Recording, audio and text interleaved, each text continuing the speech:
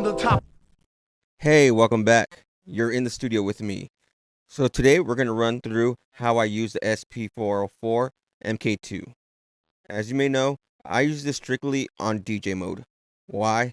Because I find it easier using the MPC to make the beats. This is a great piece of gear to use to perform your beats. So let's get started. This is the beat without any effects.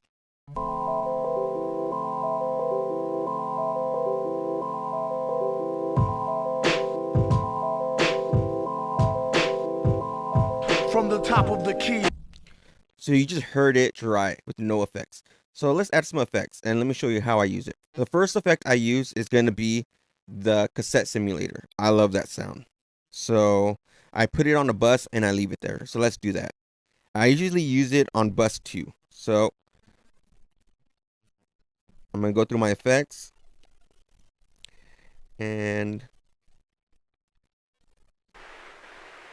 here you're probably listening to the sound that we're generating already. I don't want it with that much hiss. Age, probably about 20 years.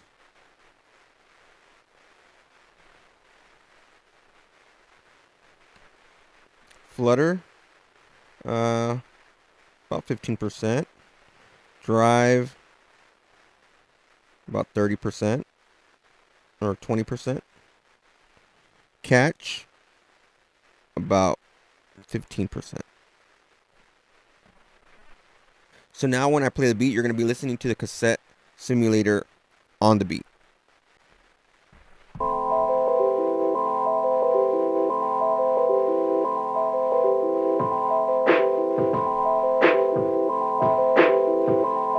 From the top of the key for 3 villain. Been on in the game as long as he could willy a swin. So you can actually hear what the cassette's doing to the beat when it's on.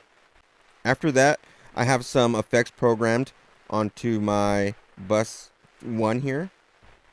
So I use a lot of delay. I'm constantly just changing the settings as I'm going, freestyling it. That way I get a nice feeling effect. And let's take a listen how that sounds with the delay.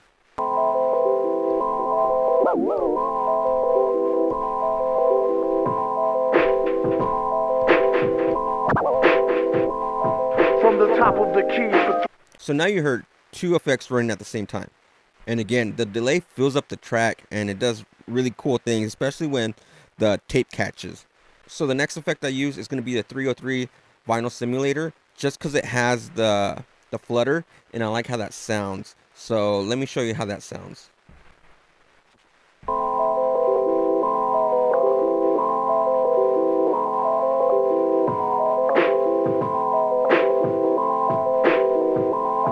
from the top.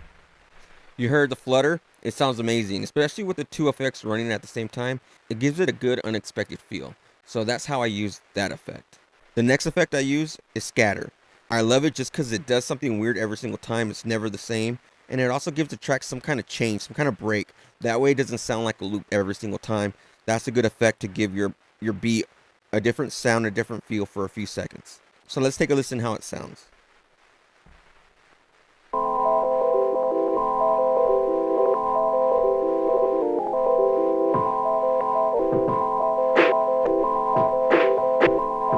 From the top of the key for 3 villain.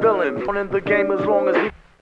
So you heard it break down and make some weird little sounds, little breaks, and that's what I use it for, just to give it some kind of versatility, change it up a little bit, and it's awesome to just give the track a whole different feel. That way it doesn't sound very repetitive. The next effect I use is going to be the phaser.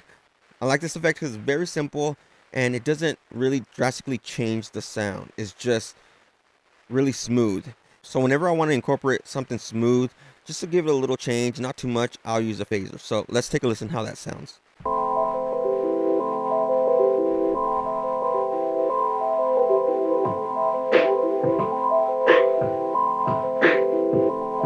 From the top of the key for 3 villain. Been on in the game as long as he could willy a swin. So you heard, really subtle, just enough effect to give it a little bit more breathing room. Just change it up a little bit. That way the listener doesn't get bored. The next effect I use is going to be the DJ effects looper. This effect is probably the hardest one to use, but once you figure it out, You can do some pretty cool stuff with this. Let's take a listen how I use this effect.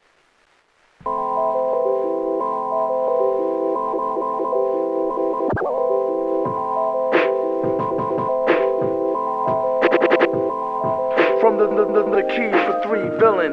Been on in the game as he could Willie a swing. Turn the corner spinning, bust that ass, dust off the mask. The listener seeing you do these effects real time and getting them right on point, I think it's what gives the performance a wow factor, just because it's really hard to do and it's really hard to catch it on beat. Once you get it right, it sounds great. So those are the main effects I use while doing performances. Now there's a ton of effects that you can use in the master effects section. Some that I use often are going to be the reverb and the Juno chorus. I love how this effect sounds. Let's take a listen.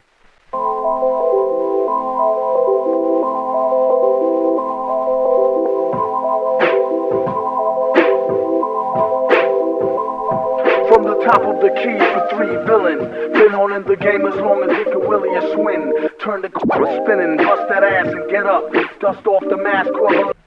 So again, like the phaser is really subtle, but once you get it, it sounds nice. It keeps the listener entertained. So now that I went through the effects I use, let me show you how I use them all at the same time.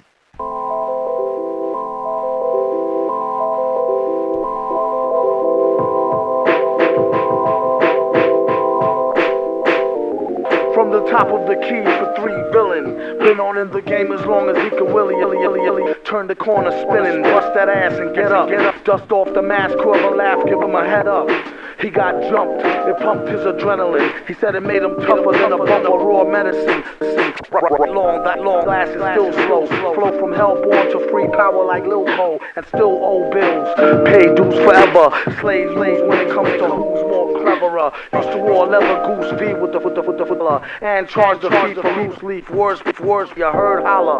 Roar, we need food. Eat your teams for sure. The streets sure seem rude. For fam like the partridges. Pardon him for the mix-up. For your Atari cartridges or put your kicks up.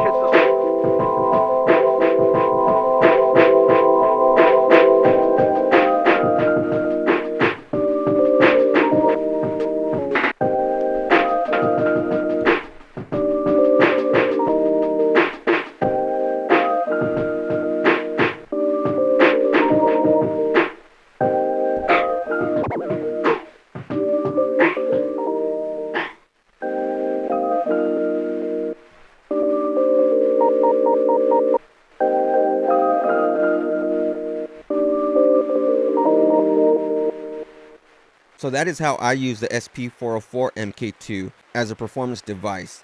That way I'm able to perform my beats.